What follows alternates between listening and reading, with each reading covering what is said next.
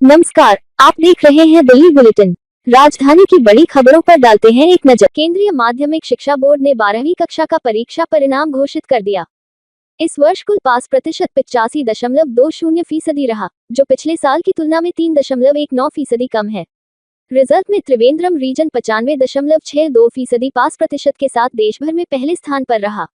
वहीं दिल्ली वेस्ट का पास प्रतिशत 92.34% और दिल्ली ईस्ट का 91.77% दर्ज किया गया। सीबीएसई ने इस बार पहली बार ऑन स्क्रीन मार्क प्रणाली के जरिए कॉपियों का मूल्यांकन कराया, जिससे जांच प्रक्रिया को अधिक पारदर्शी और तकनीकी रूप से बेहतर बनाने का दावा किया गया है।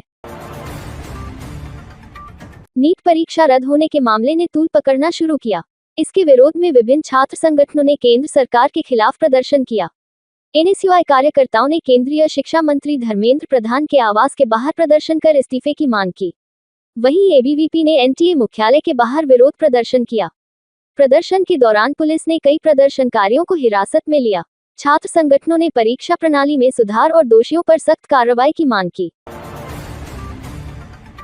आम आदमी पार्टी के राष्ट्रीय संयोजक अरविंद केजरीवाल ने नीट पेपर लीक मामले को लेकर देश के युवाओं से शांतिपूर्ण तरीके से आवाज उठाने की अपील की है। उन्होंने कहा कि लगातार हो रहे पेपर लीक से करोड़ों युवाओं का भविष्य प्रभावित हो रहा है और अब युवाओं को इस मुद्दे पर संगठित होकर आगे आना चाहिए। प्रदेश भाजपा के अध्यक्ष वीरेंद्र सचदेवा ने आम आदमी पार्टी के राष्ट्रीय संयोजक अरविंद केजरीवाल पर उनके बयान को लेकर तीखा हमला बोला है। उन्होंने कहा कि जेएनजेड से संवाद के नाम पर दिया गया उनका बयान राजनीतिक हताशा और अराजक कार्यशैली का मिला जुला उदाहरण है।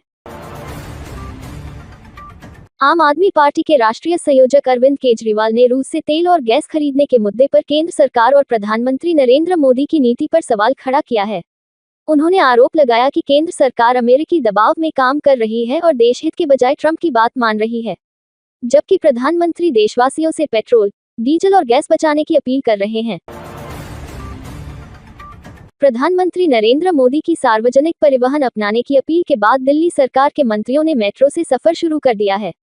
सरकार की ओर से कहा गया है कि बेहद जरूरी होने पर ही सरकारी वाहनों का इस्तेमाल किया जाएगा। मुख्यमंत्री रेखा गुप्ता ने भी अपने काफिले में शामिल वाहनों की संख्या आधी करने के निर्देश दिए हैं। ईरान युद्ध के कारण पैदा हुए वैश्विक संकट और बढ़ती ईंधन चुनौतियों के बीच प्रधानमंत्री की अपील के मद्देनजर एमसीडी ने अपने अधिकारियों और कर्मचारियों से अधिकतम सार्वजनिक परिवहन का इस्तेमाल करने, कारपूलिंग अपनाने और अनावश्यक वाहन उपयोग से बचने की अपील की गई है। दिल्ली सरकार जल्द लागू होने वाली लॉजिस्टिक्स एवं वेयरहाउसिंग नीति के जरिए राजधानी को आधुनिक लॉजिस्टिक्स हब बनाने की तैयारी में है। मुख्यमंत्री रेखा गुप्ता ने कहा कि शहर के बाहरी इलाकों में लॉजिस्टिक्स केंद्र विकसित कर ट्रैफिक और प्रदूषण कम किया जाएगा।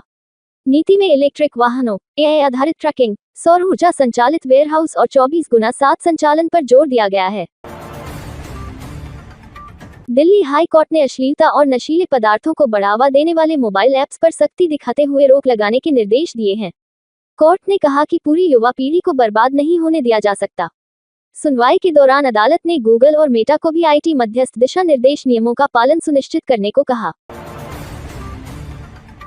दिल्ली में ट्रैफिक जाम की समस्या से निपटने के लिए एआई आधारित व्यवस्था लागू करने की तैयारी शुरू हो गई है। 62 बड़े जाम वाले स्थानों की पहचान की गई है और 160 से अधिक सुधार कार्य शुरू किए गए हैं। उपराज्यपाल चरणजीत सिंह संधू ने ट्रैफिक पुलिस की योजनाओं की समीक्षा के दौरान गलत दिशा में ड्राइविंग, अवैध पार्किंग और भारी वाहनों पर सख्ती के निर्देश दिए। बरसात से पहले जलभराव रोकने के लिए उपराज्यपाल चरणजीत सिंह संधू ने 15 जून तक नालों की सफाई पूरी करने के निर्देश दिए हैं। उन्होंने डीडीए के डीसिल्टिंग प्लान की समीक्षा करते हुए लापरवाही न बरतने की चेतावनी दी। द्वारका, रोहिणी और नरेला समेत 11 जलभराव संभावित स्थानों पर विशेष निगरानी रखने को कहा गया है। जनकपुरी के एक स्कूल में 3 वर्षीय बच्ची के साथ दुष्कर्म के मामले को लेकर आम आदमी पार्टी ने भाजपा सरकार के खिलाफ मोर्चा खोल दिया है। पार्टी ने संबंधित पुलिस उपायुक्त और थाना प्रभारी पर कार्रवाई की मांग को लेकर उपराज्यपाल कार्यालय पर विरोध प्रदर्शन किया। एमसीडी में सत्तारूढ़ भाजपा ने वार्ड समितियों के चुनाव फिलहाल स्थगित कर दिए हैं। बताया जा रहा है कि पार्टी के जिला सम्मेलन कार्यक्रम चलने के कारण यह फैसला लिया गया है। अब वार्ड समितियों के अध्यक्ष और स्थायी समिति सदस्यों के चुनाव जून के पहले सप्ताह में कराए जाएंगे। दिल्ली पुलिस के चर्चित 100 करोड़ इंस्पेक्टर मामले की जांच में केंद्रीय जांच ब्यूरो को आरोपी से जुड़ी करीब 150 करोड़ रुपए की संपत्ति का पता चला है।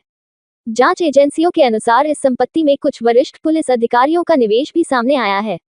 मामले में वित्तीय लेनदेन और बेनामी निवेश की कई परतें खुलने की संभावना जताई जा रही है। केंद्रीय प्रदूषण नियंत्रण बोर्ड के अनुसार दिल्ली का वायु गुणवत्ता सूचकांक 149 दर्ज किया गया, जो मध्यम श्रेणी में आता है। हालांकि शहर के कई इलाकों में वायु गुणवत्ता सूचकांक 300 के पार भी रिकॉर्ड किया गया।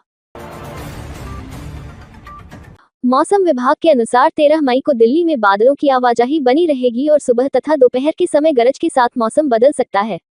विभाग ने हल्की बारिश और तेज हवाओं की संभावना भी जताई है। इसके बाद अगले 2 दिनों में तापमान में बढ़ोतरी होने का अनुमान है। 14 मई को आंशिक बादल छाए रहेंगे, जबकि 15 और 16 मई को मौसम मुख्य रूप से साफ रहने की संभावना है। जानकारियाँ देखना चाहते हैं तो हमारे चैनल को लाइक करें, शेयर करें और सब्सक्राइब करना बिल्कुल न भूलें। साथ ही बेल आइकन जरूर दबाएं ताकि हर नई वीडियो की नोटिफिकेशन आपको सबसे पहले मिल सके।